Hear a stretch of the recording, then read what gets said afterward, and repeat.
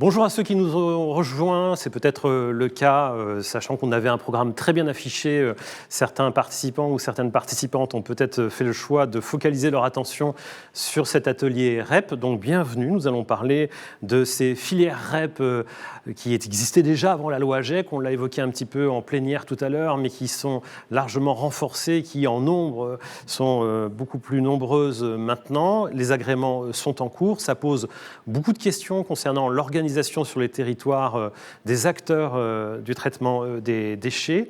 Ça pose la question aussi du dialogue entre les industriels qui vont traiter les déchets, et puis en amont les personnes qui produisent tous nos biens de consommation. Et comme le disait Cédric Bourrier tout à l'heure du ministère, de la DGPR, ça pose évidemment toutes les questions intermédiaires sur l'ensemble de la filière, la réparation, les questions de réemploi. Voilà, on va en parler pendant 1h30 et vos questions sont les bienvenues.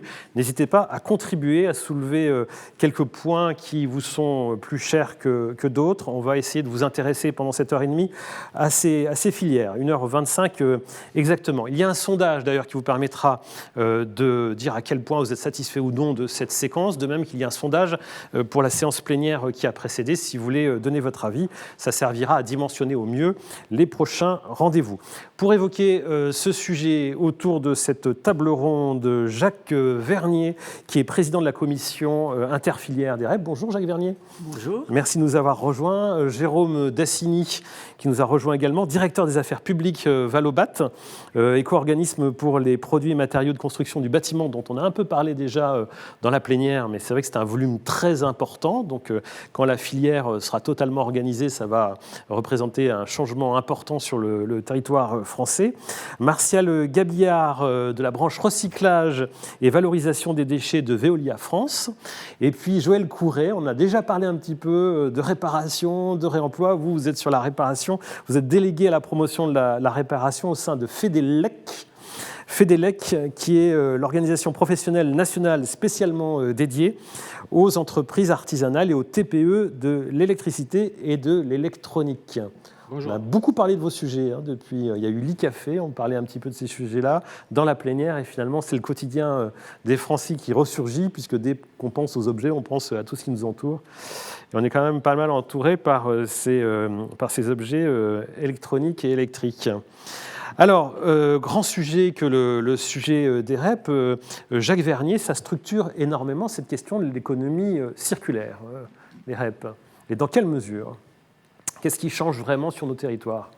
Je crois que ce qui change, c'est que c'est l'idée fondamentale que les producteurs sont responsables. REP, c'est responsabilité élargie des producteurs, pas seulement de leur production, mais de leurs produits en fin de vie. Et cette idée, elle est ancienne d'ailleurs. Elle remonte à la loi de 1975 sur les déchets et d'ailleurs à la directive européenne du même jour, du 15 juillet 1975 sur les déchets. Elle a 50 ans, cette idée.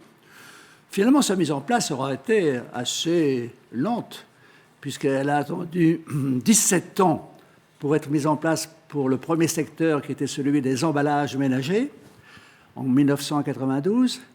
Puis, entre 1992 et 2020, pendant une trentaine d'années, il y a une dizaine de filières qui ont été mises en œuvre.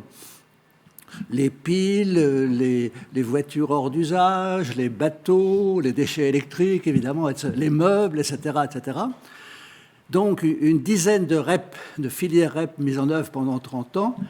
Et alors, effectivement, la loi sur anti-gaspillage et pour l'économie circulaire de février 2020 a complètement boosté le système, puisque à la dizaine de REP qui existaient avant la loi de 2020, on a rajouté une autre dizaine de filières REP qui sont à mettre en œuvre entre 2020 et 2025. Et on est en plein cœur de cette mise en œuvre de 10 nouvelles filières REP. Je peux vous dire qu'à l'heure où nous parlons, parmi cette dizaine de filières REP nouvelles qui étaient à mettre en œuvre, 6, nous sommes en 2022, sont déjà en œuvre, 6 sur 10. Donc les agréments sont en cours. Je crois qu'on a encore une réunion hier sur le sujet, oui, jeudi 22. Alors, On a beaucoup parlé jusqu'ici de la grande nouvelle filière pour les déchets du bâtiment. Les déchets du bâtiment, c'est pas rien, hein. Les déchets du bâtiment à eux seuls, c'est 40 millions de tonnes par an. C'est-à-dire que les déchets du bâtiment représentent en tonnage autant que la totalité des déchets ménagers.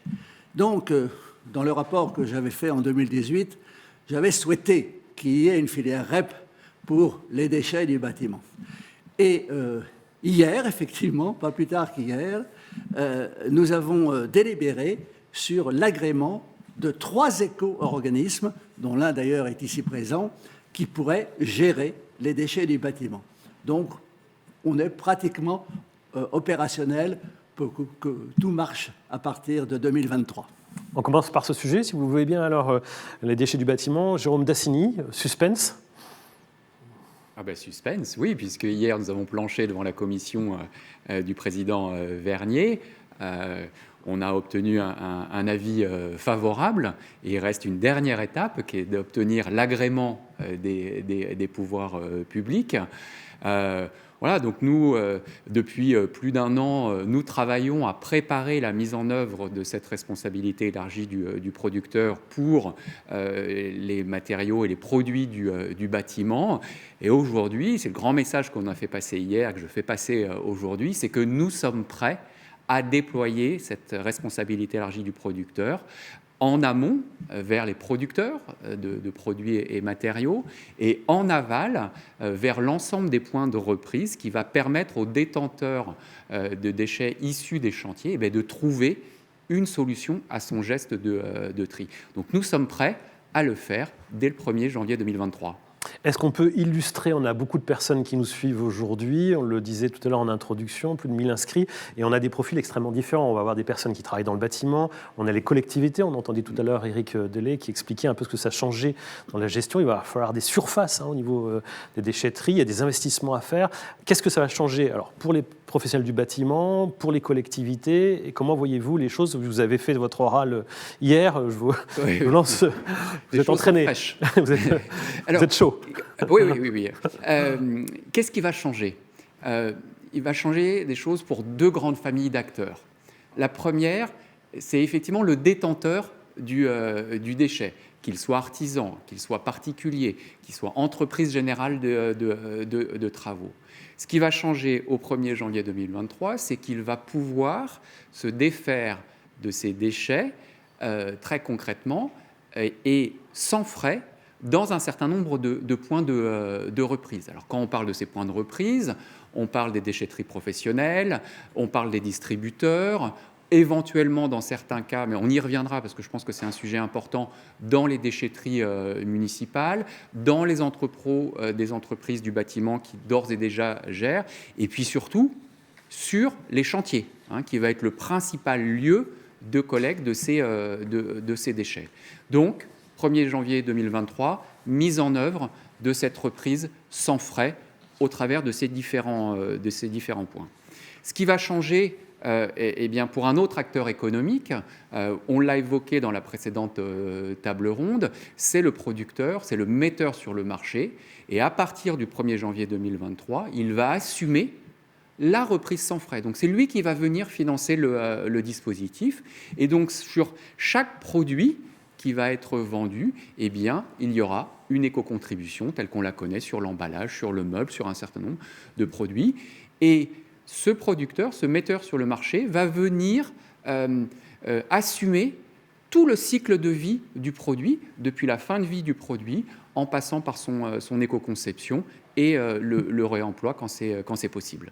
Il y a une petite question quand même sur le réemploi. Vous terminez sur la question du réemploi, notamment des huisseries, par exemple, tout ce qui est fenêtres. On a changé d'objectif et d'ambition en matière, pas d'objectif, mais d'ambition en matière de performance thermique des bâtiments. Avec la RE 2020, est-ce qu'on peut s'amuser, entre guillemets, à réutiliser des fenêtres qui valaient pour la RT 2012 Alors, le cahier des charges que nous fixent les pouvoirs publics nous fixe des objectifs sur le recyclage et le réemploi. Donc on va avancer sur ces 2 jambes-là très fermement et avec beaucoup de conviction et d'engagement de l'ensemble des actionnaires de Valobat, le réemploi, pour nous, est une priorité. Alors, il faudra se poser un certain nombre de questions, et celle que vous posez, c'est de savoir quels sont les produits prioritaires sur lesquels on va s'intéresser tout de suite, parce que les solutions existent ou qu'il y a encore des choses à faire. Donc ça, on va travailler là-dessus. Le cahier des charges nous impose deux choses. D'abord, qu'il y ait sur les points de reprise des endroits où on va pouvoir déposer les produits en vue de réemploi. Et le deuxième point, c'est que nous allons financer la reprise sans frais des déchets issus de cette activité de réemploi. C'est bien, mais ce n'est pas suffisant. Et on veut aller beaucoup plus loin sur le sujet. Et ce fameux cahier des charges nous offre 6 mois pour construire un plan d'action avec l'ensemble des acteurs. Et ça, nous voulons vraiment le co-construire, définir les priorités, définir des stratégies produit par produit, matériau par matériau, et identifier là où on va apporter des soutiens supplémentaires.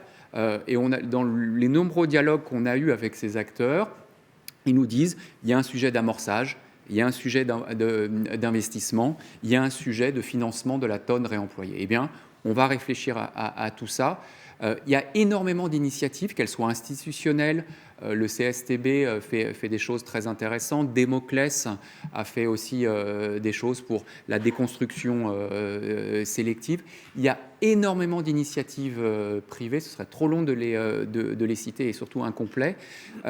Mais l'ensemble de l'ambition de ce plan d'action, c'est de changer d'échelle sur les réemplois, très clairement.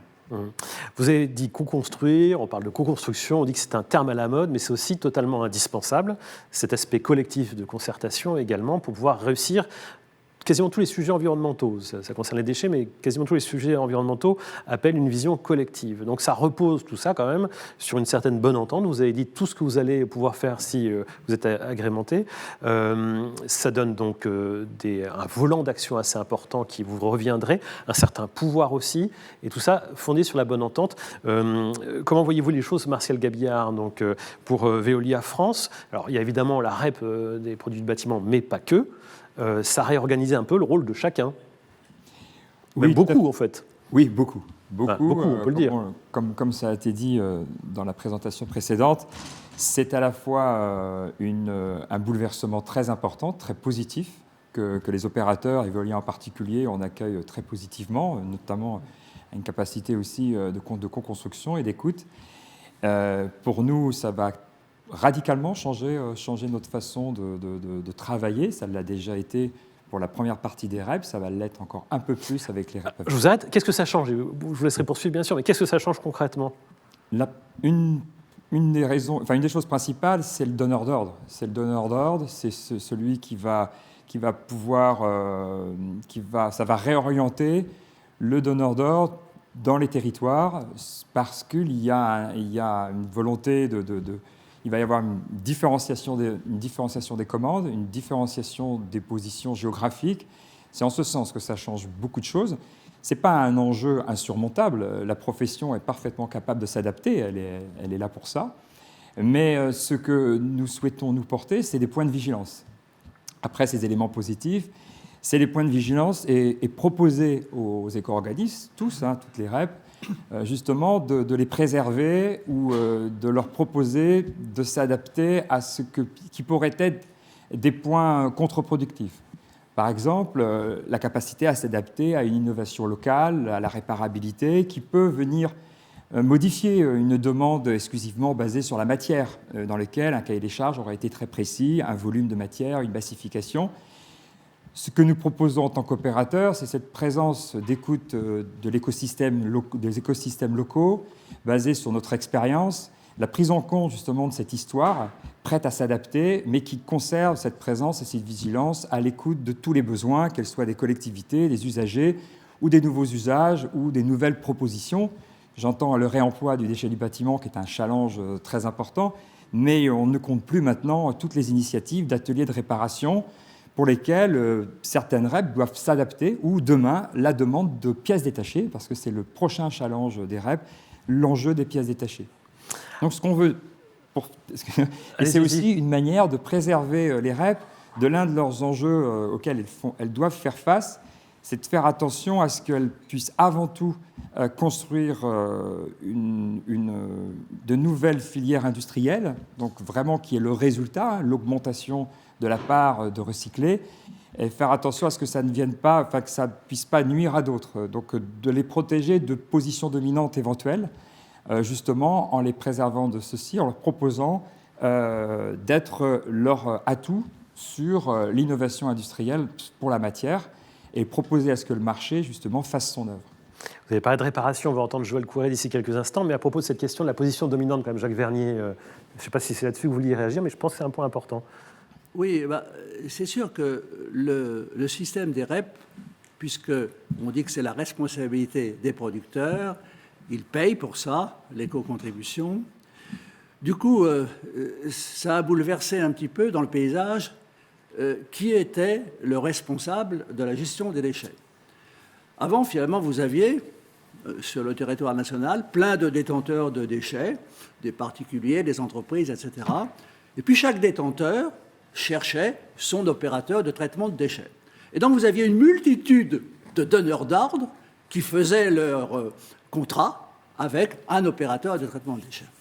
À partir du moment où on dit que les producteurs sont responsables, ils prennent la chose en main. C'est-à-dire qu'ils nationalisent, j'ose le mot presque, ils nationalisent souvent la responsabilité. Ils disent maintenant, je suis responsable de tous les déchets du territoire national. Voilà, je prends ma responsabilité. C'est moi qui suis donneur d'ordre. C'est moi qui vais faire des appels d'offres pour traiter les déchets, pour passer des marchés avec les traiteurs de déchets. Donc, on peut parler effectivement un petit peu de position dominante au lieu d'une multitude de détenteurs de déchets qui faisaient traiter les déchets. On a un responsable, etc. Bon, alors ça, c'est une version quand même, je la caricature un peu, je l'exagère un petit peu. Parce que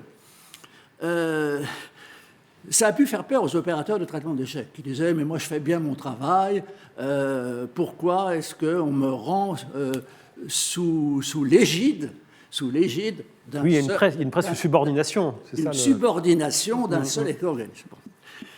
Dans toutes les filières REP récentes, je n'ai pas dit d'ailleurs qu'en dehors du bâtiment, je n'ai pas dit quelles étaient les autres 5 filières REP, il faudra le dire quand même. Peut-être le préciser bien vite, oui.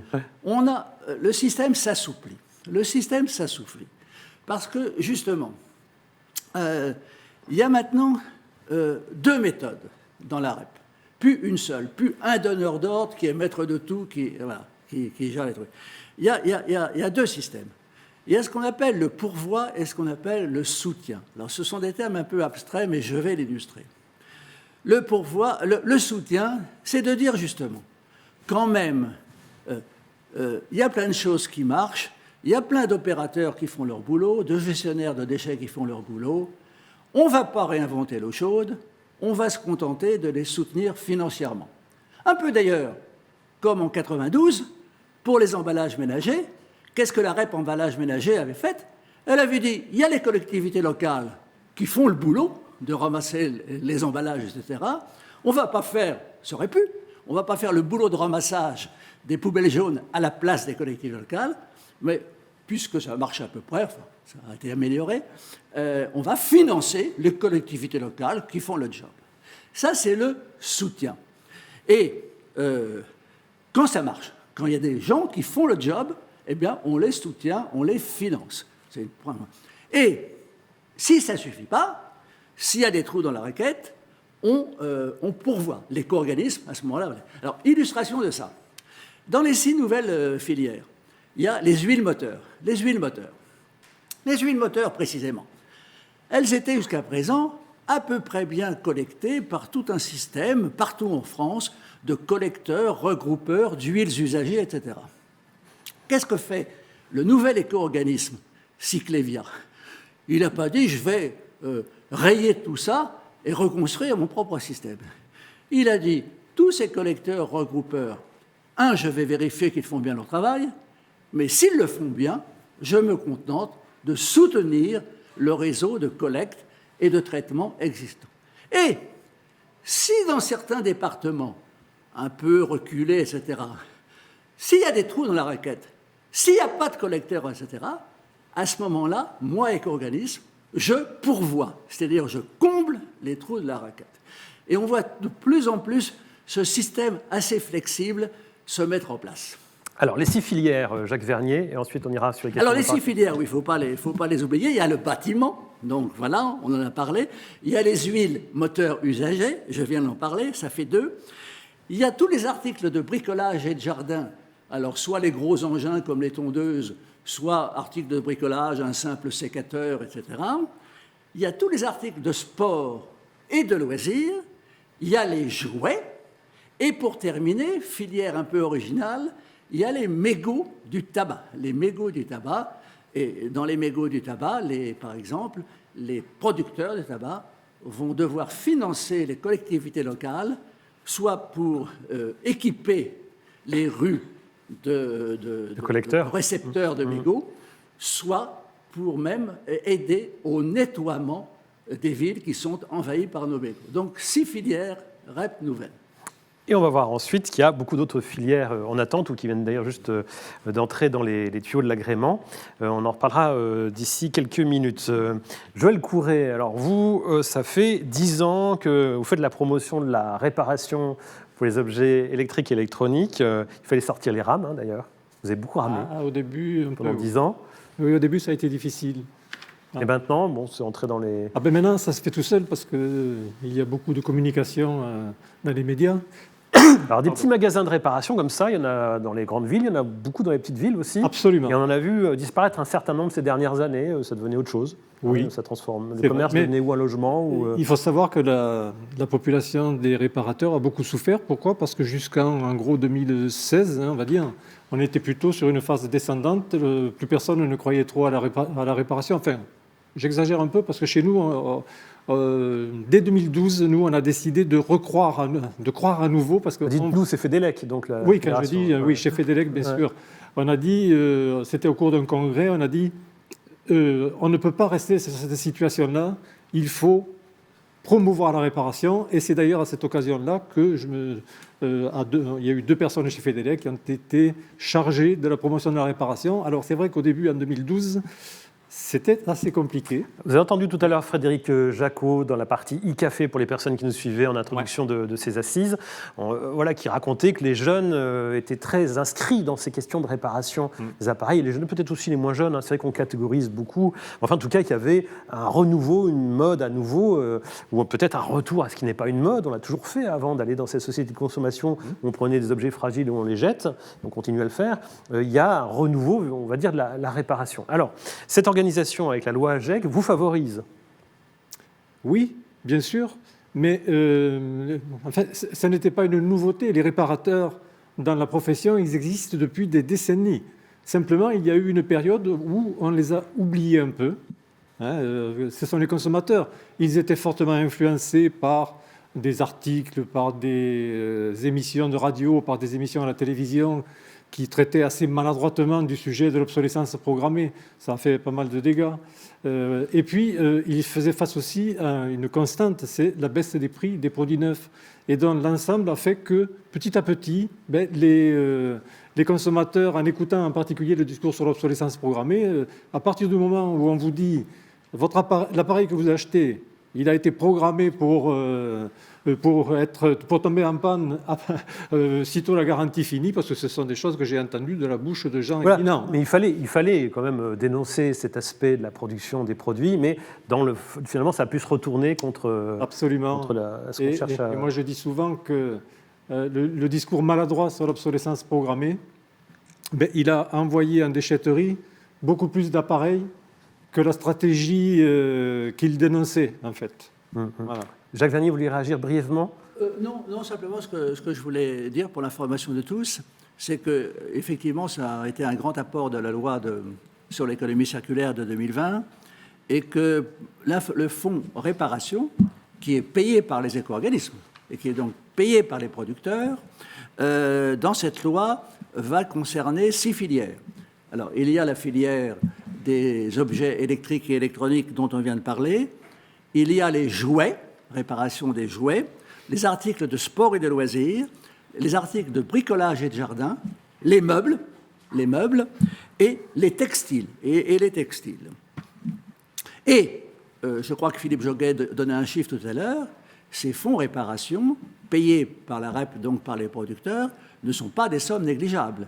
Il y a une progression, mais au terme de la progression, le fonds affecté à la réparation des objets électriques et électroniques sera de 100 millions d'euros par an. Et pour les vélos, de 35 millions d'euros par an. Alors ça tombe bien parce que le vélo, c'est vrai que ça se développe beaucoup en ce moment, en plus avec les prix de l'énergie. Rappelez-nous comment ça fonctionne, le fonds réparation, qu'on comprenne bien l'articulation.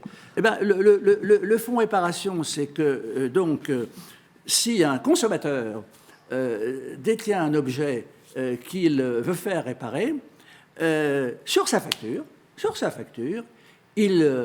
la facture que lui donnera le réparateur, il aura une contribution du fonds réparation, voilà, qui viendra diminuer sa facture. Tout le problème, et là je me réjouis de la coopération qu'on a eue avec Fedelex, c'est-à-dire le représentant des réparateurs indépendants, tout le problème quand même, c'est qu'il faut se méfier. Il faut vraiment que ces fonds réparation qui allègent la facture des réparations puissent aller à des réparateurs labellisés, on l'a dit à plusieurs reprises. Bon. Et il faut aussi, mais il ne faut pas tomber dans l'excès inverse, il ne faut pas tomber dans un processus de labellisation qui élimine du marché tous les réparateurs, il ne faut pas que ce soit bureaucratique. Donc il y avait un équilibre à trouver. Mais il y aura alors les deux éco-organismes électriques et électroniques, écologiques et écosystèmes, ont mis en place un label qui s'appelle Quali-Répar. Et donc, si votre réparateur est labellisé Quali-Répar, vous aurez droit à cette diminution de votre facture de réparation.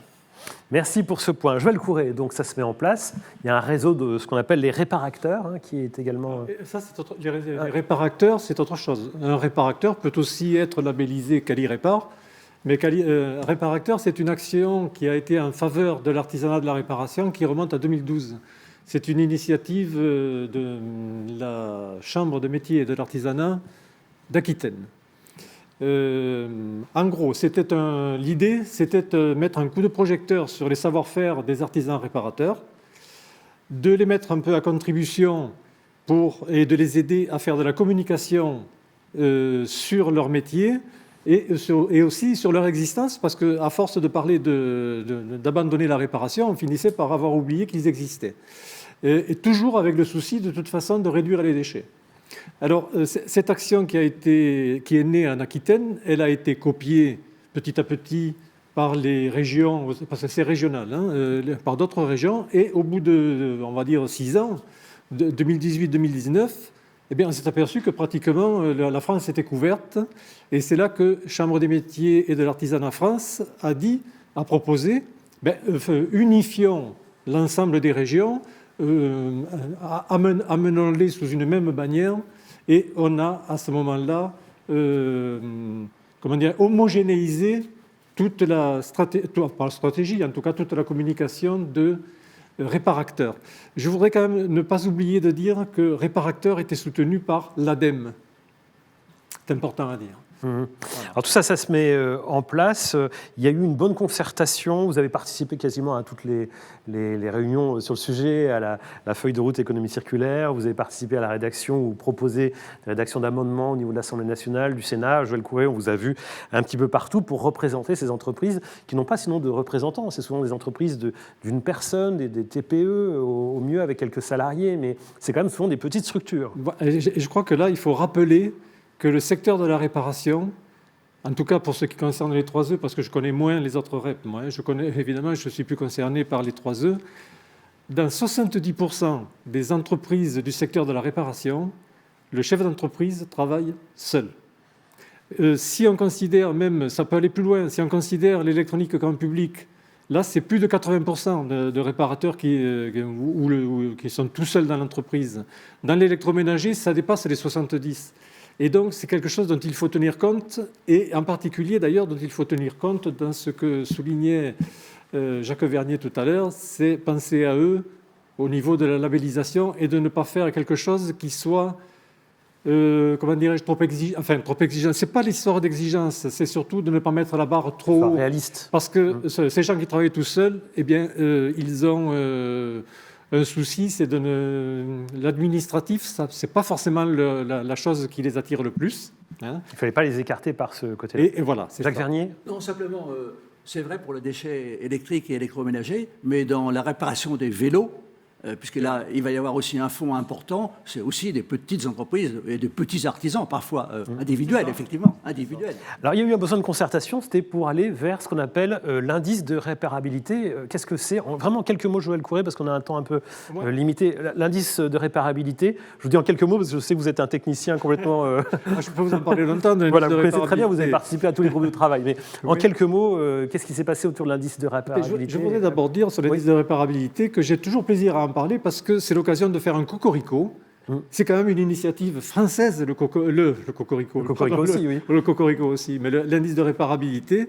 Et je voudrais aussi souligner que c'est quand même l'exemple d'une réussite d'une tâche qui est menée par les services de l'État. Franchement, c'est quelque chose de bien. Je vais rappeler simplement, on va rappeler les objectifs. Oui. Les objectifs. Le premier des objectifs, c'est l'information du consommateur pour qu'il sache quelles sont les possibilités de réparer l'objet qu'il a envie d'acheter ou en tout cas qu'il observe. On le voit apparaître sur des sites internet. Alors, c'est une obligation d'avoir un indice de réparabilité qui soit visible à côté du montant, enfin du prix de. Voilà, donc on veut acheter un produit, que ce soit en présence, enfin dans un magasin ou en ligne sur Internet, c'est un indice qui apparaît maintenant. C'est un indice qui apparaît obligatoirement à côté du prix qui est proposé.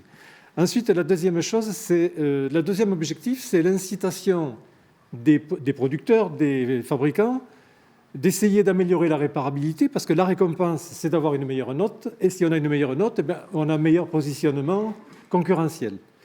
Et le troisième objectif, on en parle moins, mais je trouve que c'est la responsabilisation des consommateurs, parce que lorsqu'un consommateur achète un produit, bien, il agit aussi indirectement sur l'environnement.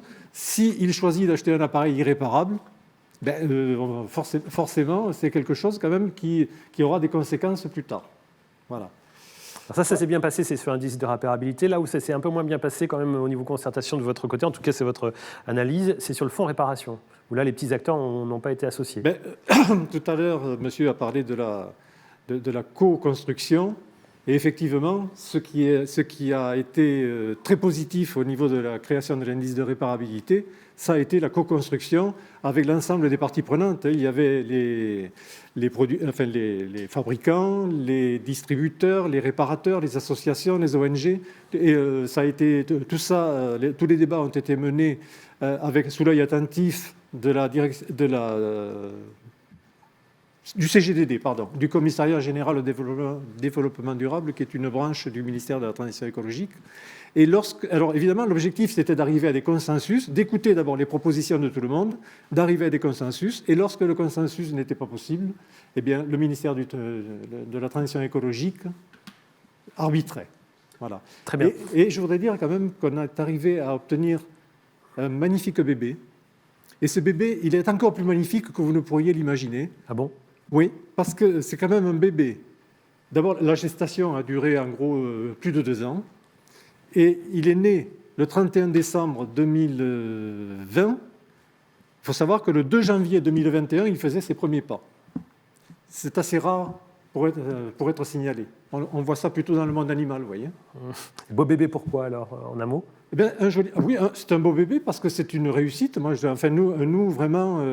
Vous êtes satisfait du résultat? Oui, on est satisfait du résultat. Et peut-être que ce serait intéressant, ou alors à un autre moment, je vous dirai quand même en quoi ça consiste. Parce que... Alors, on met des documents en ligne sur les Google Docs qui vous sont accessibles pour que vous puissiez aller voir beaucoup de liens pour aller plus loin sur ces questions, parce qu'il y a beaucoup de choses à apprendre, grâce à vous d'ailleurs, Joël Courret, parce que c'est vous qui avez mis ces documents à disposition, qui avez fait la sélection. Jacques Vernier, en réaction? Je voulais rebondir sur ce qui vient d'être dit, sur la concertation.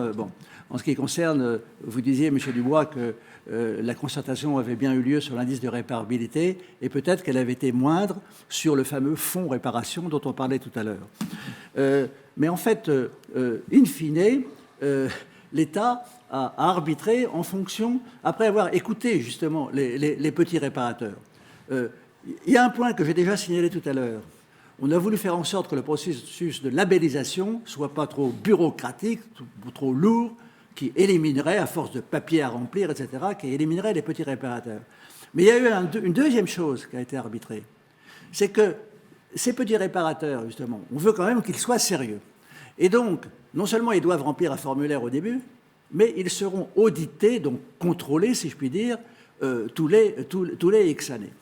Et le texte initial prévoyait que le coût de contrôle était à la charge du réparateur, ça c'est normal, mais c'était quelque chose d'important, quelque chose comme 400 ou 500 € par réparateur.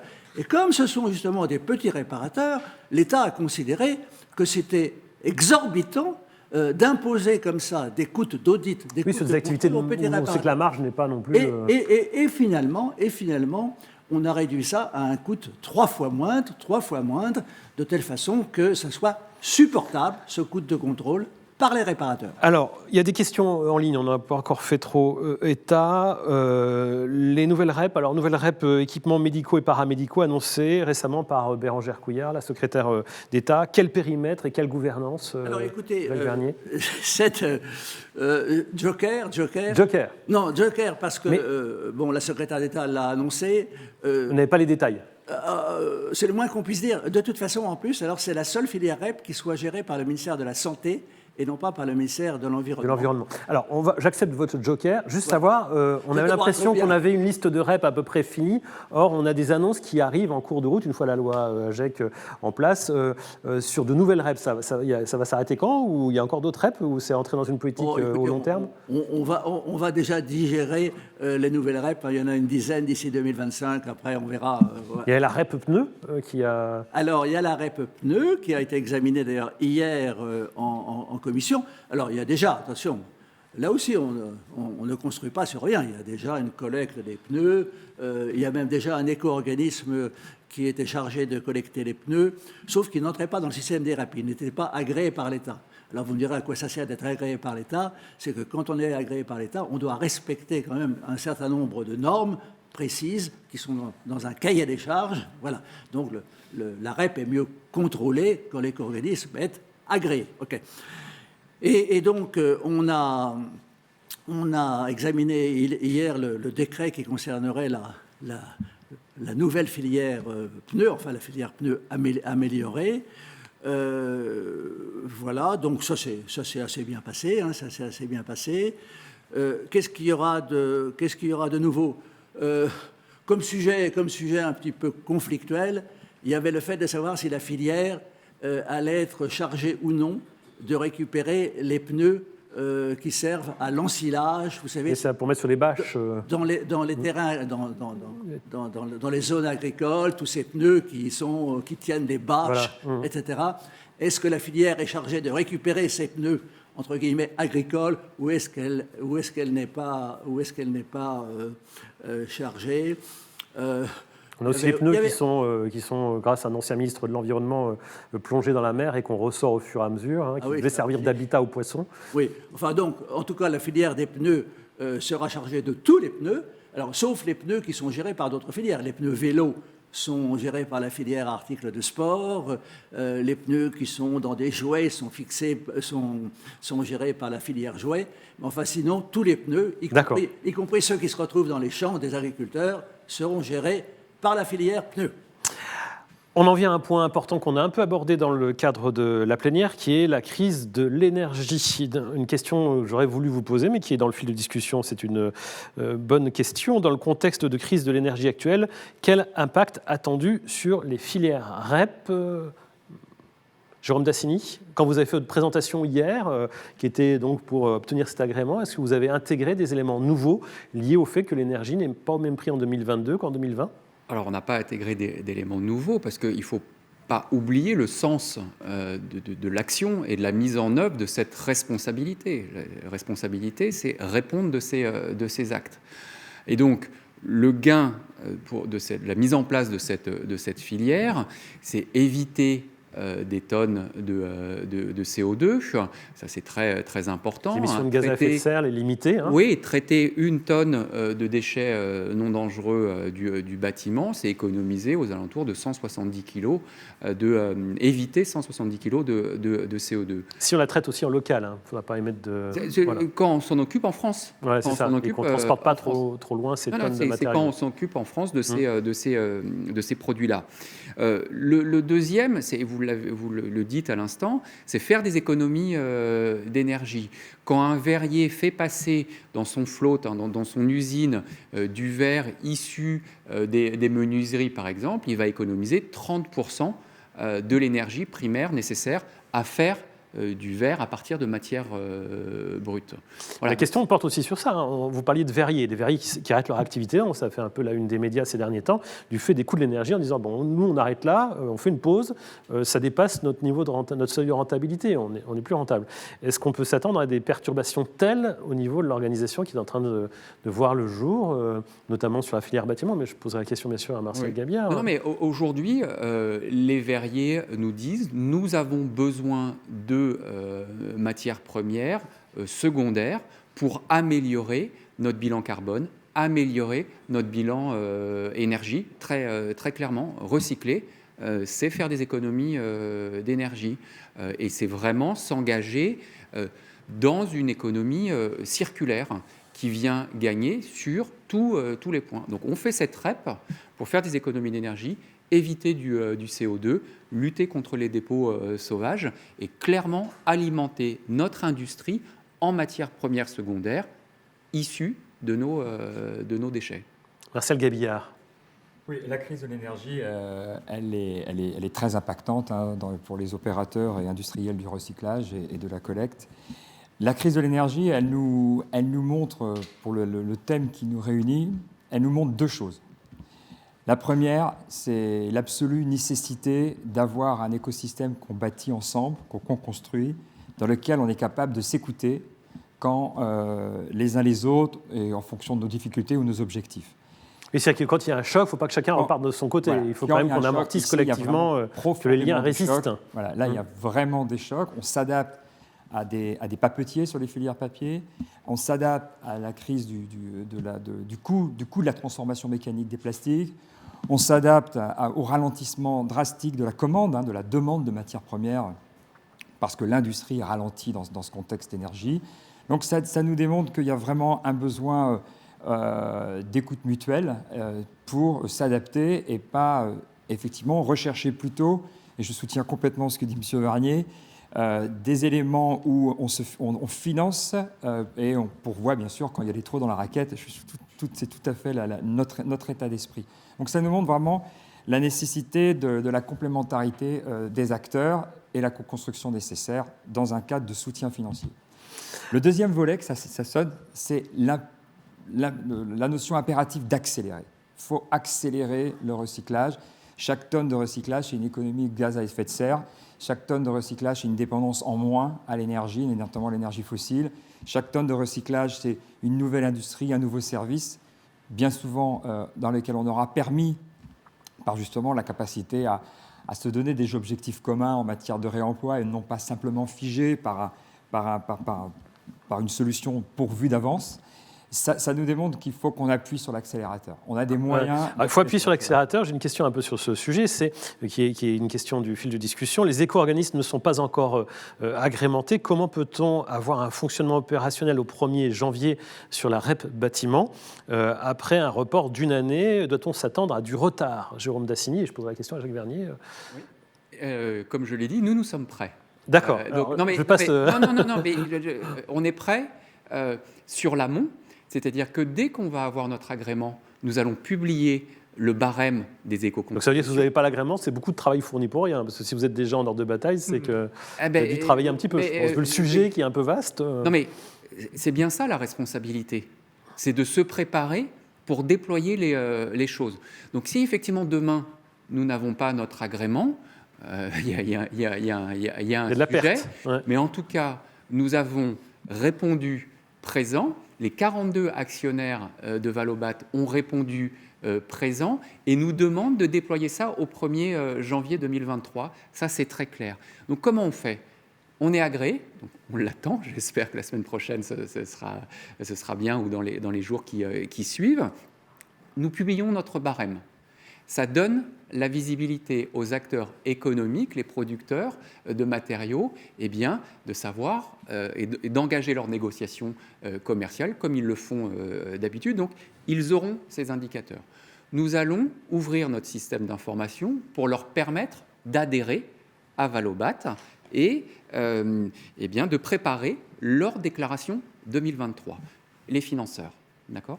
Après, justement, le détenteur, celui qui a un déchet au 1er janvier 2023, comment va-t-il faire ?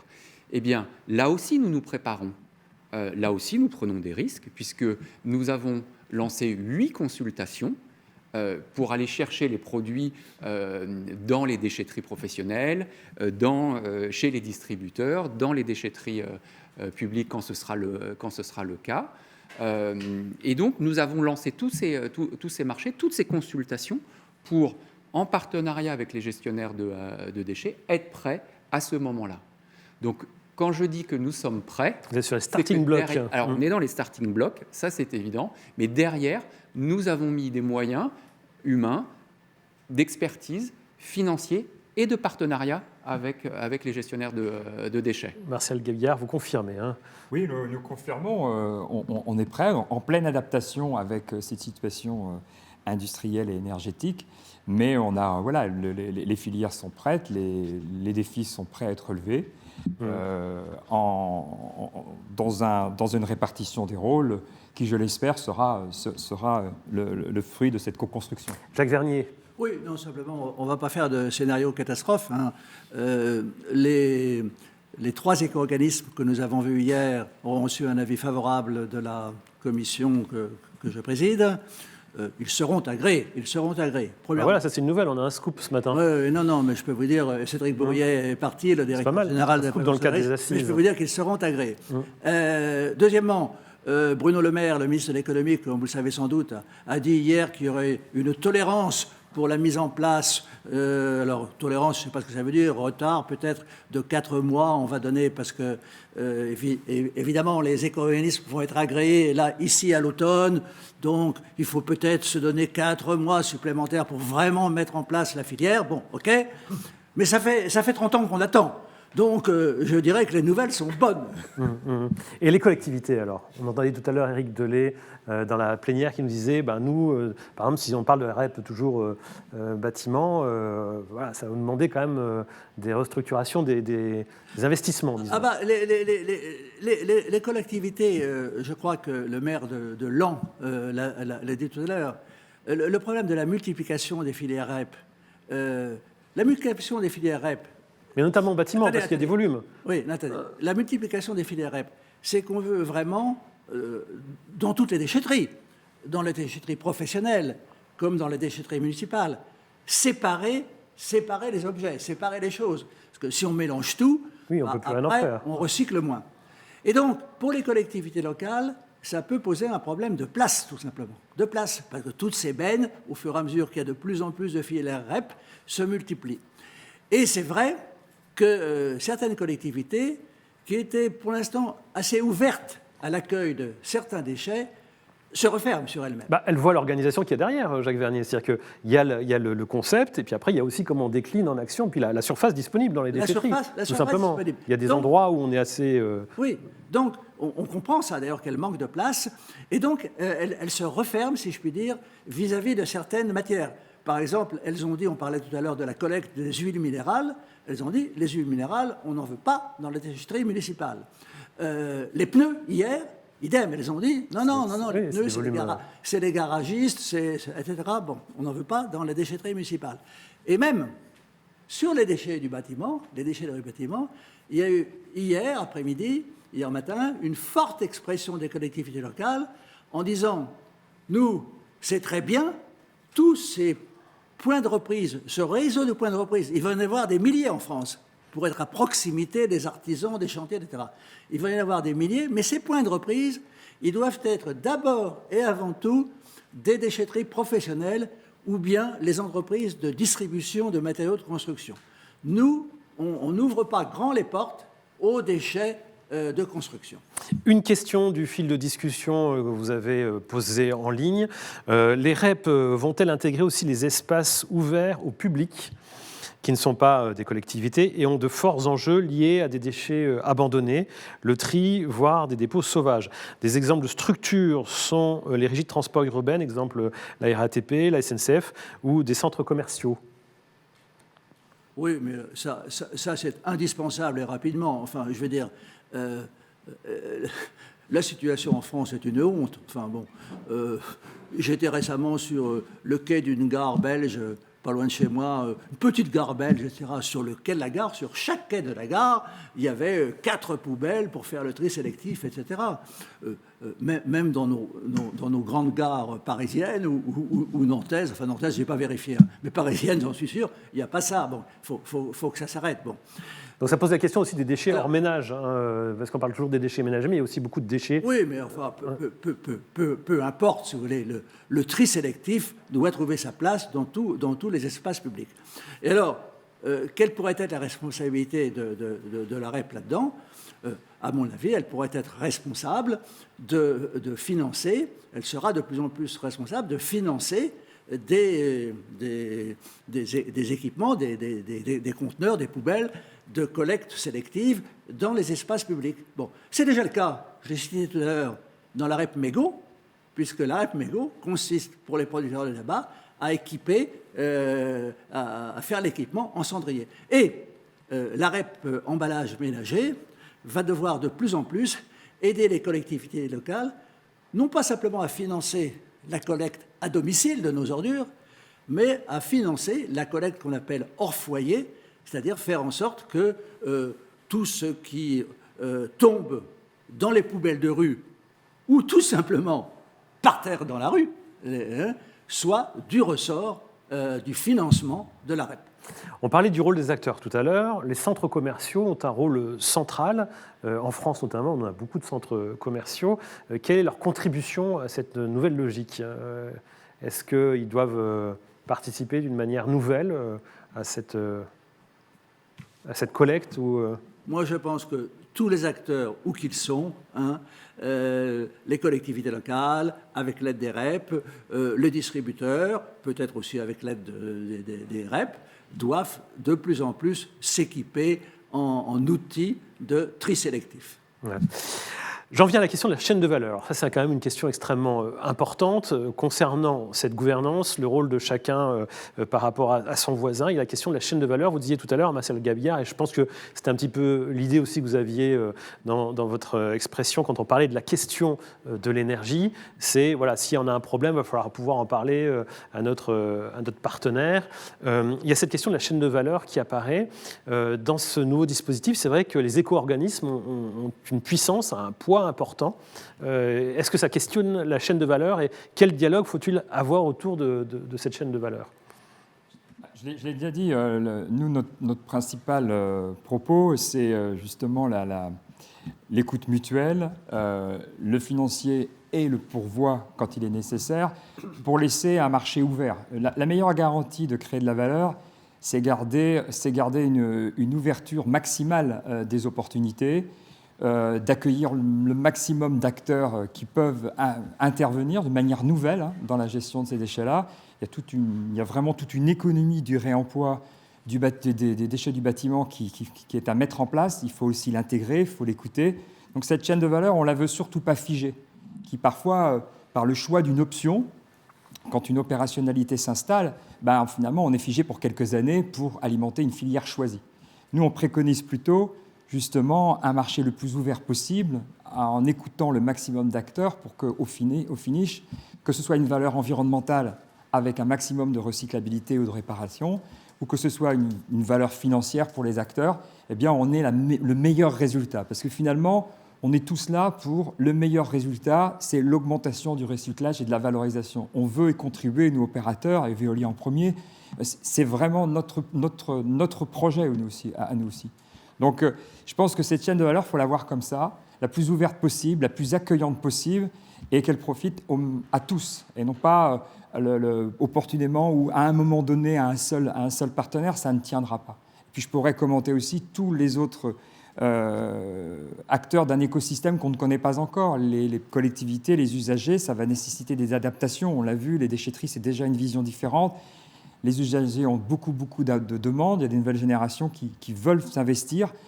Voilà, c'est vraiment sur la chaîne de valeur, veillons à ce que ce soit une valeur pas que financière, mais une valeur pas encore même connue, avec un accueil du plus grand nombre. Oui, c'est vrai que le fait qu'on injecte des moyens sur ces questions va sûrement aussi donner des idées à certains acteurs, et on va pouvoir avoir une organisation assez nouvelle, différente. Et surtout, veillons l'innovation. Voilà, les metteurs en marché venant contribuer à un maillon supplémentaire de financement, voire même le trou de la raquette qui manquera, parce que là aussi, on a un rôle à jouer en innovant ensemble. Mais c'est vraiment une chance, et ça doit faire venir de nouveaux acteurs. Et nous, on revendique beaucoup cette capacité à écouter les écosystèmes locaux, les territoires, qu'on propose justement de partager avec les éco-organismes pour écouter ces évolutions et construire des chaînes de valeur nouvelles.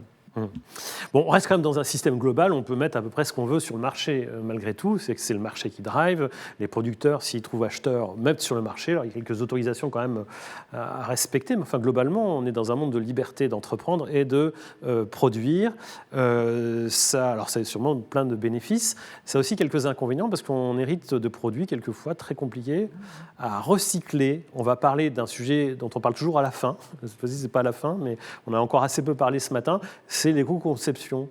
Comment se fait-il que certains produits arrivent sur le marché?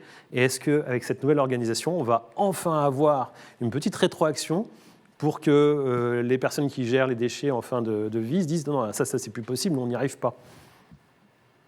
Quand est-ce qu'on met vraiment l'éco-conception au goût du jour? Parce que ça fait partie... On peut penser un petit peu à ces sujets environnementaux où on parlait peu de sobriété jusqu'à ces derniers mois. C'était toujours la dernière question du colloque, et encore quand on avait le temps. Et là, l'éco-conception, c'est un peu la même chose. Alors, sur les questions d'éco-conception, aujourd'hui, les acteurs du bâtiment se sont emparés de ce sujet-là. Ils ont tous l'obligation de faire des fiches descriptives de produits qui montrent l'impact de leurs produits. Donc, il y a des indicateurs qui sont là et qui vont d'ores et déjà leur permettre de s'aiguiller dans cette direction. La responsabilité élargie du producteur est là aussi pour venir stimuler cette éco-conception. Cédric Bourrier, tout à l'heure, l'a bien évoqué. La REP, ce n'est pas uniquement la fin de vie du produit. C'est tout le cycle du produit. Donc, dès 2024, nous allons proposer dans le barème d'éco-contribution des primes et des malus fonction de l'éco-conception des produits. Et donc les acteurs, ceux qui sont déjà convaincus et qui ont déjà mis en place des choses, auront la possibilité d'avoir des primes. Ceux qui ne font rien auront des malus. Et puis ceux qui imaginent des choses, eh bien, s'orienteront vers la prime. Voilà. Ça vous semble un levier suffisant pour pouvoir vraiment motiver les producteurs à changer les habitudes? C'est un levier puissant puisque ça donne des indications sur le montant de l'éco-contribution. Donc si je veux réduire mon coût lié à l'éco-contribution, je vais dans cette direction-là. Mais je crois aussi que le marché, il est là pour accompagner cette mutation. Et aujourd'hui, les clients demandent qu'il y ait des produits avec des matières premières recyclées, des produits qui sont démontables parce qu'ils conçoivent des bâtiments évolutifs dans le temps. Voilà, il y a toute cette dynamique qui se fait. Aujourd'hui, le marché évolue vers l'éco-conception. C'est vrai d'une part, mais il y a quand même le phénomène de l'inflation qui va renforcer les prix et du coup, c'est quand même toujours, le prix est quand même toujours un facteur important. Oui, mais aller chercher de la matière première secondaire, c'est se préserver, c'est conquérir sa souveraineté sur les produits. Donc, il y a clairement un intérêt à engager cette boucle d'économie circulaire. Et je suis très sensible aux propos que vous disiez, parce que effectivement, c'est au local que ça se passe.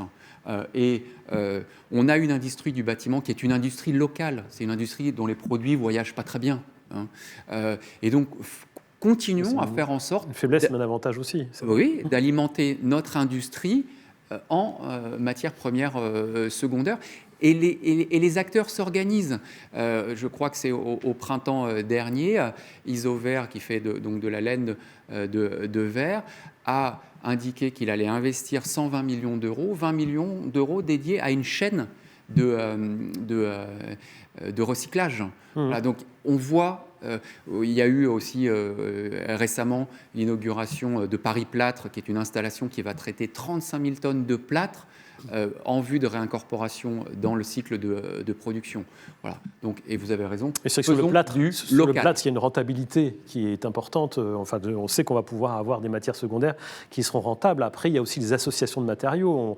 On voit sur des plateformes de récupération de bâtiments qui sont détruits la grande difficulté à séparer alors notamment, vous savez, les polystyrènes mis avec des croûtes de durcissement. C'est insupportable. Enfin, c'est très compliqué à... Deux choses sur ça. La première, c'est que clairement, nous avons aussi une responsabilité à animer les maîtres d'ouvrage pour encourager la déconstruction sélective et la dépose sélective. Et ça, ce sera un très gros chantier. Et si ce n'est que si vous voyagez en France en ce moment, vous allez voir qu'il y a comme beaucoup de bâtiments qui se font équiper de polystyrène.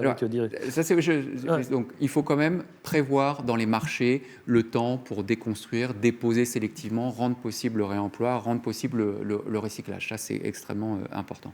Et deuxièmement, vous avez raison, il y a des produits sur lesquels il va falloir faire de la recherche et développement pour aider soit à l'éco-conception, soit au recyclage, au tri et au recyclage de ces produits complexes. Et à ce titre, Valobat a pris l'engagement dans sa demande d'agrément de consacrer 2% du montant total des éco-contributions à la R&D, à la recherche et développement. Et l'une des pistes, c'est celle-ci, améliorer la recyclabilité des produits. Donc il y a encore des choses à faire. Jacques Vernier. Oui, l'éco-conception des produits est fondamentale. Parce que, évidemment, si on veut avoir moins de problèmes à la sortie pour traiter les déchets, il vaut mieux que les produits, au départ, aient été bien conçus. Et alors, on peut avoir plein d'exemples de mauvaise conception. Par exemple, on a mis des substances dangereuses, donc elles rendront le traitement du déchet problématique, des substances dangereuses dans le produit d'origine. Ou bien, les matières sont mélangées, et on aura beaucoup de mal à les dissocier. C'est ça, à les démanteler les unes des autres. Ou bien, on a mis dans le produit, dans l'objet, un produit dont on sait qu'il ne sera pas recyclable. À un moment donné, il y a eu un développement des bouteilles de lait en plastique opaque. Oui, on en avait parlé d'ailleurs aux précédentes assises, voilà. Tout à fait. Bon. C'est très, très compliqué ensuite à prendre en charge. Voilà, manque de peau, si je puis dire. Les bouteilles, le PET opaque, à cette époque-là, maintenant c'est réglé. Ça n'est plus vrai aujourd'hui, mais à cette époque-là, ne se recyclait pas. Et alors, on a un instrument. Donc c'était un manque de dialogue. Ce que ça montre, aujourd'hui c'est réglé, mais ça montre un manque de dialogue à l'époque entre finalement les fabricants et ceux qui vont devoir. Oui, c'est ça. Et voilà, ils ne se préoccupaient pas encore dans la conception de leurs produits. Il faut resserrer la boucle. Du devenir de leurs produits. Bon. Donc, tout ce qui est d'ailleurs un lien entre les producteurs et les opérateurs de traitement de déchets, c'est très positif de ce côté-là. Parce que les opérateurs de traitement de déchets diront « Mais mon bon ami, votre produit, il est difficile à traiter. » C'est ce que permettent les REP d'ailleurs. Les REP permettent ça, ce rapprochement. Les REP permettent ça. Il y a même des comités bilatéraux entre les opérateurs de traitement de déchets et les producteurs. Mais alors, attendez. Ce que je voulais dire surtout, c'est qu'il y a un instrument dans les filières REP, dans la mécanique des REP, qui est fondamental pour l'éco-conception. C'est que les fameuses contributions que les producteurs dans la REP payent, elles sont modulées précisément, elles sont modulées selon que le produit a été bien ou mal conçu, selon que le produit sera facile ou pas facile à traiter lorsqu'il sera déchet. C'est ce qu'on appelle l'éco-modulation des contributions. Et alors là, la loi de 2020 sur l'économie circulaire a fait franchir un pas important, parce qu'avant cette éco-modulation, elle était faible et donc pas vraiment... Pas incitative. Pas incitative. Alors que la loi AGEC, la loi sur l'économie circulaire, a renforcé et le nombre de critères qu'on pouvait utiliser pour éco-moduler. Dans le document là, qui est en ligne pour tout le monde, vous avez, page 7, par exemple, tous les critères d'éco-modulation. Par exemple, un produit pourra avoir une prime s'il incorpore beaucoup de matières recyclées. Il pourra avoir une prime si son indice de réparabilité est bon, etc., etc. Ou inversement, une pénalité s'il n'est pas bon. Donc, la loi sur l'économie circulaire de 2020 a boosté l'ampleur de cette éco-modulation, donc elle devient plus incitative, premièrement. Et deuxièmement, la loi climat-résilience de 2020, d'août 2021, a encore amplifié le phénomène au point de dire que si le produit était vraiment vertueux, la prime pour le caractère vertueux, la prime pour l'éco-conception, allait jusqu'à pouvoir annuler la contribution du producteur en question. C'est-à-dire que c'est vraiment une prime très forte à l'éco-conception dans les REP aujourd'hui. Joël Courret, alors ça c'est vrai que c'est quelque chose de nouveau. Jusqu'à présent, les réparateurs voyaient aussi passer des produits ou se demandaient comment ça avait été pensé au départ.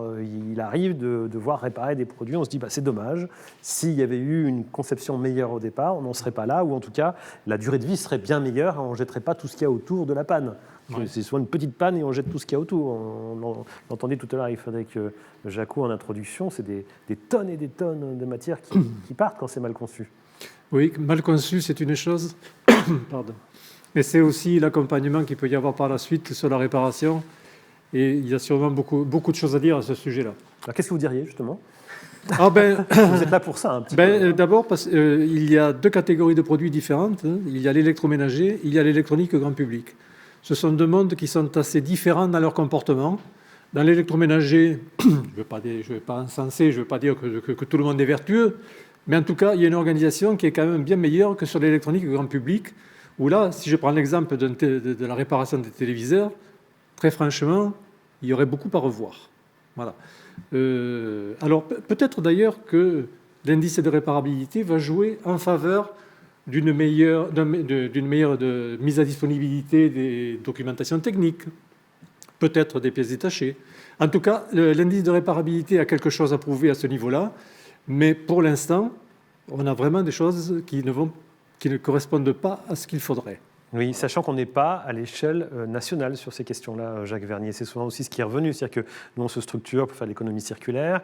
Si on parle de l'électronique grand public, je ne suis pas certain qu'il y ait beaucoup d'objets d'électronique grand public fabriqués en France. Donc comment on arrive à... On parlait tout à l'heure de ce dialogue entre les réparateurs, par exemple, et les producteurs. Là, le dialogue, il va falloir qu'on ait un traducteur pour pouvoir le mener. Ah oui, mais excusez-moi, la REP, je le rappelle pour tout le monde, c'est fondamental. Elle ne porte pas seulement sur les produits fabriqués en France, heureusement, parce que sinon, ça serait nous tirer une balle dans la tête. La REP, et donc les contributions payées par les producteurs, elle est payée aussi par les importateurs. Donc elle met... Voilà, mais si on parle d'éco-conception, il faut pouvoir dialoguer. Si bien que les primes ou les pénalités dont je parlais tout à l'heure pour bonne ou mauvaise éco-conception du produit, Dieu merci, ça frappe également les produits importés, et notamment les produits électroniques importés. C'est une des grandes forces d'ailleurs de ces dispositions. Oui, c'est une grande force du système REP. Alors, on a une question, je la découvre en même temps, je ne l'ai pas encore lue. En dehors du greenwashing fort présent sur les publicités, le rôle REP n'est-il pas aussi de diminuer la publicité ? Alors, sous toutes ses formes, ça c'est effectivement... Pouvoir réduire la création de besoins superflus est une priorité. C'était une question à laquelle on ne va pas pouvoir répondre, c'est plus un point de vue. Je ne sais pas si quelqu'un veut réagir sur ce point, qui est un point assez fondamental. C'est un point fondamental. Les métiers de la réparation attirent-ils ? Est-on sur des métiers en tension ? Doit-on s'attendre à une explosion des besoins en compétences ? Joël Courret, c'est pour vous. Il est évident qu'on est sur des métiers en tension, plus particulièrement d'ailleurs sur l'électroménager, parce que l'électroménager a suscité beaucoup plus d'intérêt, je pense, au niveau des consommateurs. La réponse est difficile parce que pour former un réparateur, il faut du temps. Je sais qu'il y a des gens qui arrivent à former des gens en 6 mois.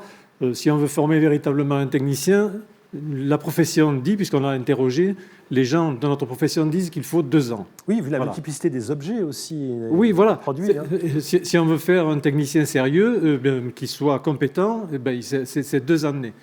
Et donc, oui, et ça va prendre un certain temps. D'ailleurs, à l'initiative de FEDELEC, il y a une formation qui va naître, mais là, on est en train de rédiger le référentiel. Elle sera disponible auprès des candidats septembre 2023, normalement. Ça prend un certain temps pour relancer le processus de formation parce qu'il y avait une formation qui s'appelait le CTM IDAV, qui correspondait assez bien aux besoins des professionnels. Malheureusement, dans la période précédente où l'attrait pour la réparation avait disparu, on n'a plus eu de candidats et finalement cette formation a disparu malheureusement par manque de candidats. Et donc, il a fallu recréer quelque chose. Donc, il y a une mise en place qui va se faire tout doucement, mais mon voisin doit savoir que les choses se font. Il faut le temps de faire des programmes de formation, de mettre en place des formations. Jacques Oui, puis si on veut que ce soit sérieux, voilà. Les deux éco-organismes compétents pour le déchet électrique, électronique et électroménager se sont engagés à financer des actions de formation. Martial Gabillard, sur la tension en termes d'emploi, ou peut-être Jérôme Dassigny d'ailleurs, l'un ou l'autre. Martial Gabillard, Jérôme Dassigny. On va y arriver, vous allez voir. On va y arriver. Effectivement, j'élargis la question de l'emploi au métier de la déconstruction sélective et de la dépose. Vous savez qu'il y a l'obligation de faire des diagnostics pour un certain nombre de projets de démolition ou de rénovation. Et donc, derrière, ça doit déclencher cette déconstruction et cette dépose sélective. Et là aussi, et ça, c'est vraiment des compétences très spécifiques sur la sécurité, mais aussi sur la qualité de la dépose. Exactement. Pour avoir éventuellement du réemploi. Voilà. Et donc ça, bien entreprendre une déconstruction, c'est du temps, c'est de l'énergie humaine cette fois-ci, et c'est de l'expertise pour justement derrière pouvoir curer le bâtiment, comme on dit, et mettre à disposition les produits en vue du réemploi ou en vue du recyclage. Donc s'il y a des professionnels de la formation qui nous écoutent, il va y avoir quelques formations à créer sur ces sujets. Martial Gabillard. Pareil, les métiers de la valorisation énergétique, la valorisation matière sont également des métiers qui sont en demande, demande de compétences. C'est pareil, de la même manière, c'est un appel aux bonnes volontés et surtout aux vocations. Et encore à date, donc pas encore avec les nouvelles filières qui vont être développées avec l'avènement de nouvelles REP. Je faisais un commentaire aussi sur l'éco-conception. Il y a une chose qui a facilité et qui va continuer à faciliter la recyclabilité, c'est là tout le bien fondé et l'apport des REP, c'est d'apporter des notions de volume et de qualité. Vous voyez, et ça, c'est comme ça qu'on a vu émerger en France des usines de transformation mécanique et de recyclage des bouteilles de PET. La France est bien dotée, ou de transformation des plastiques PP, PE qui existent déjà bien en France. On a vu aussi un certain nombre d'unités de valorisation énergétique ou des valorisations matière du bois. Ou le plâtre dernièrement, qui, ça y est, parce qu'on massifie, on crée des volumes, une industrie ou des modifications d'industrie utilisant du plâtre recyclé ont pu être possibles parce qu'il y a une garantie d'apport. On peut penser, bien sûr, après avoir essayé à avoir un maximum d'éco-conception, mais on peut penser que des matières qui auparavant ne trouvaient pas preneur ou ne trouvaient pas leur voie dans l'industrie du recyclage, et grâce à la massification, grâce à l'émergence de volume et à l'émergence d'une qualité stable, rendue possible par tous les acteurs, une certaine discipline de modèles et d'opérations, enfin de cahier des charges, eh bien, on va pouvoir, avec innovation, recherche, complémentarité, toujours ce que j'aime bien, de co-construction, et là, on fera vraiment émerger de nouvelles industries. Et en ce sens, tous les opérateurs, on est prêts à le proposer. On le voit déjà, et on attend justement ces volumes pour aller plus loin, accélérer, comme je disais, sur le recyclage. Jacques Vernier, il y a de nouvelles REP, il nous reste 10 minutes dans le débat, je vous le précise, on va aller assez vite à l'essentiel. Vous voulez rajouter quelque chose? Oui, je crois qu'il y a quand même 2 points essentiels dans le nouveau dispositif des REP qu'il ne faut pas omettre, on serait coupable de le mettre dans cet atelier. Le premier, bien que vous en ayez parlé pas mal en séance plénière, c'est qu'à côté du fonds qui va booster la réparation, il y a un fonds payé par les REP et donc par les producteurs qui va booster le réemploi, Je le rappelle, le réemploi, c'est que la bouteille est réemployée comme bouteille. Les vêtements, dans le domaine des vêtements. Le pullover est réemployé comme pullover, c'est différent du recyclage. On réemploie l'objet. Et donc, ce fonds réemploi, créé par le Parlement d'ailleurs, c'est une initiative parlementaire, il doit représenter au moins 5% du budget des éco-organismes des filières concernées. Il y a 7 filières qui doivent avoir un fonds pour booster le réemploi. Donc ça, c'est très important. Et ce fonds pour le réemploi, attendez, il est dédié aux acteurs de l'économie sociale et solidaire.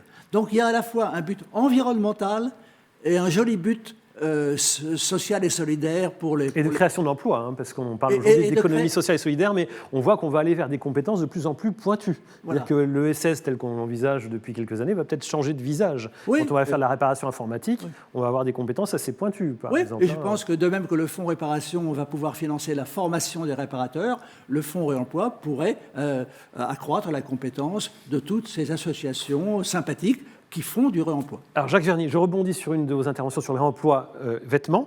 On a une question sur le sujet. On parle de fast fashion, on a beaucoup décrié maintenant cette mode avec des vêtements jetables qui sont de très mauvaise qualité. Une question, est-ce qu'il ne faudrait pas sortir de l'éco-contribution des fabricants artisanaux qui vont fabriquer des vêtements plus résistants, plus...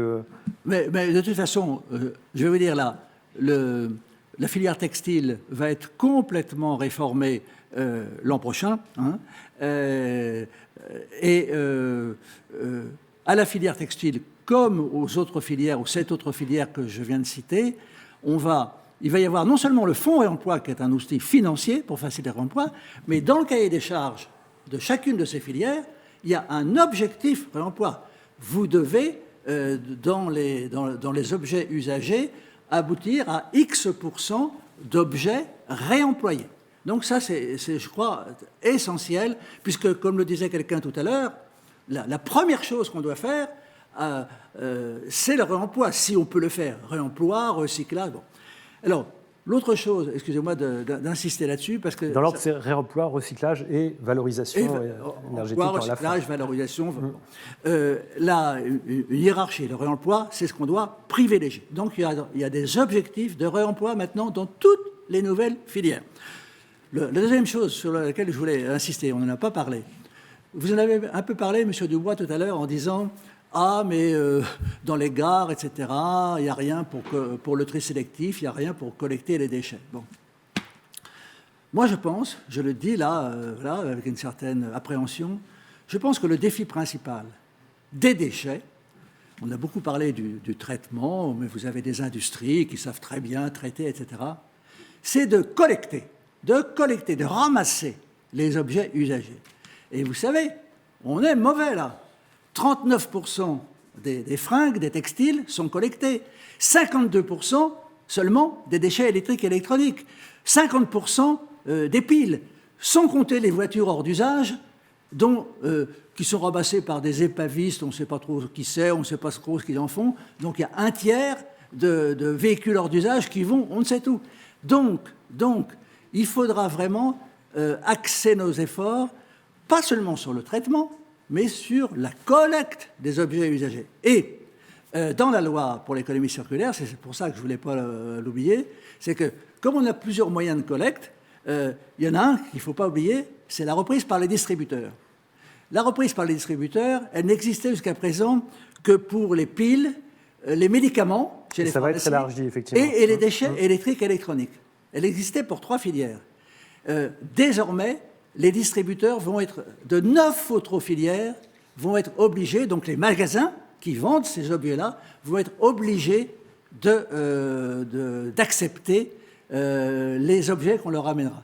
Hier, par exemple, un des sujets un peu de conflit, c'est que sur les pneus, puisque vous en parliez, on a parlé des pneus hier, les distributeurs de pneus seront désormais obligés d'accepter vos pneus usagés, même si vous ne rachetez aucun pneu nouveau chez eux. Très bien. C'est bon à savoir. On a une question sur la REP restauration en discussion et opérationnelle. Ça interroge beaucoup le côté opérationnel de cette REP Jacques Vernier, poussée par les pouvoirs publics, donc cette opérationnalité. Pourquoi ne pas privilégier un soutien financier afin de s'appuyer sur les offres existantes, notamment au sein des territoires ? Oui, mais c'est la question, enfin, c'est exactement ce que je disais tout à l'heure, donc je risque de le répéter. Fondamentalement, je pense que dans une REP, quand on voit qu'un système de collecte et de traitement existe, oui. Bon, on parlait du réemploi à l'instant. Le secteur de la restauration est un des secteurs où le réemploi est massif.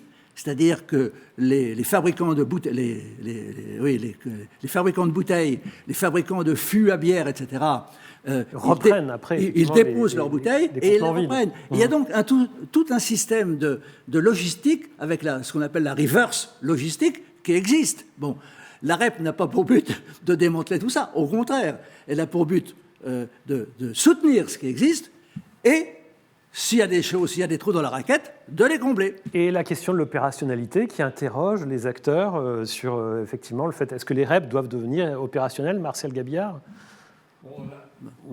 On en a beaucoup parlé, en effet, observons, animons, finalement, intéressons-nous à l'existant, peut-être aussi faire des modifications selon les nouveaux objectifs proposés par les REP, mais en premier lieu, finalement, complétons le financement de ce qui fonctionne déjà bien, et en effet, passons à une opérationnalité lorsqu'il faut y pourvoir.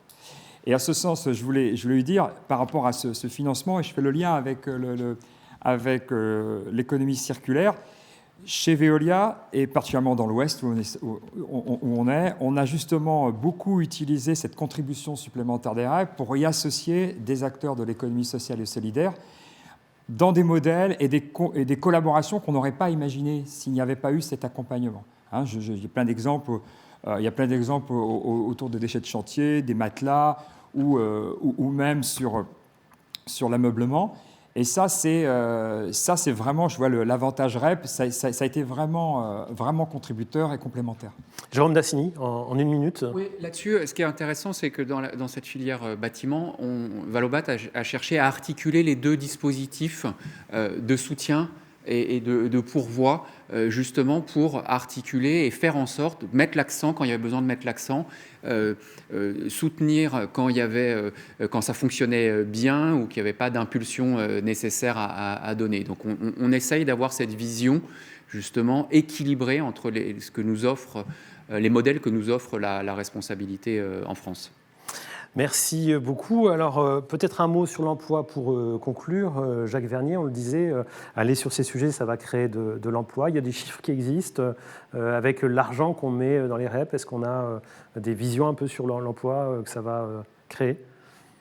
Écoutez, là, moi, je n'ai pas la réponse à la question. En tout cas, on sait que ces emplois locaux, oui, délocalisés. Ce sont des emplois nouveaux, soit dans l'économie traditionnelle, soit dans l'économie sociale et solidaire, ça c'est clair. Parce qu'il y a beaucoup dans tout ça. Alors bien sûr, il y a des processus qui sont automatisés de plus en plus, pour le tri ou même pour le traitement. Mais la collecte, par exemple, ou le réemploi, ou la réparation, ce sont des secteurs qui sont très producteurs, enfin très utilisateurs de main-d'œuvre et très créateurs d'emplois. Merci beaucoup Joël Courret, Jacques Vernier, Jérôme Dassigny, Martial Gabillard pour avoir participé à cet atelier dédié au REP. Pour les personnes qui nous ont rejoints en cours de route, il y a effectivement un replay. Il y avait une question dans le fil de discussion. Il y a effectivement un replay qui sera disponible à l'issue de ces 16e assises. On avait une question qui est intéressante et qui est importante, qui est où sont les femmes? On n'avait pas forcément prévu d'en parler, mais en introduction, c'était Maëlle Copé, vice-présidente de la métropole de Nantes, qui devait introduire cette séquence. Elle aurait été tout de même en minorité, il faut le reconnaître, mais qui ne s'est pas présentée. Voilà, donc on avait Anne Le Guenec dans la première table ronde et Maëlle Copé. Oui, Jérôme Dassigny ? Des collaboratrices, des collaborateurs de Valobat sont des collaboratrices. Et ben voilà, faut le signaler. Merci beaucoup d'avoir participé. Alors il y a un sondage également pour donner une note d'appréciation à cet atelier, voir si vous avez apprécié, si vous avez retrouvé les thématiques qui vous sont importantes, y compris un sondage sur la première partie de la matinée concernant la plénière. Et on se retrouve d'ici quelques instants pour la clôture de ces 16e assises nationales des déchets.